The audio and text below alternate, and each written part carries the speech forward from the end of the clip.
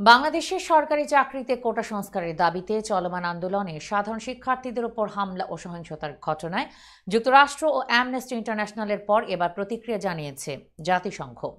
প্রতিক্রিয়ায় কোটা আন্দোলনকারীদের প্রতি সমর্থন জানানোর পাশাপাশি সহিংস হামলা থেকে শিক্ষার্থীদের রক্ষার জন্য বাংলাদেশ সরকারের প্রতি আহ্বানও জানিয়েছে সংস্থাটি। বাংলাদেশের চলমান ঘটনা প্রবাহ নিয়ে উদ্বেগ প্রকাশ করে জাতিসংঘ বলছে, মানুষের শান্তিপূর্ণভাবে বিক্ষোভ করার অধিকার আছে এবং সরকারকে সেই অধিকার রক্ষা করতে হবে। বুধবার জাতিসংঘের নিয়মিত ব্রিফিংয়ে এক সাংবাদিকের প্রশ্নের জবাবে প্রতিক্রিয়া ব্যক্ত করেন মহাসচিব অ্যান্তনিও গুতেরেসের মুখপাত্র স্টিফেন ডুজারিক। এদিনের ব্রিফিংয়ে এক সাংবাদিক স্টিফেন ডুজারিকের সামনে প্রশ্ন রাখেন, বাংলাদেশের সরকারি চাকরিতে তথাকথিত কোটা পদ্ধতির পরিবর্তে মেধাভিত্তিক নিয়োগ ব্যবস্থার দাবিতে দেশব্যাপী বিক্ষোভ চলছে। সরকারের সহযোগী সংগঠন ছাত্রলীগ ও পুলিশ আন্দোলনকারীদের উপর হামলা চালিয়েছে। হামলায় শিক্ষার্থী সহ 6 জন নিহত হয়েছেন। জাতিসংঘের মহাসচিব কি এই পরিস্থিতি সম্পর্কে অবগত আছেন? জবাবে ডুজারিক বলেন, হ্যাঁ, আমরা বাংলাদেশে চলমান পরিস্থিতি সম্পর্কে খুব ভালোভাবে অবগত আছি।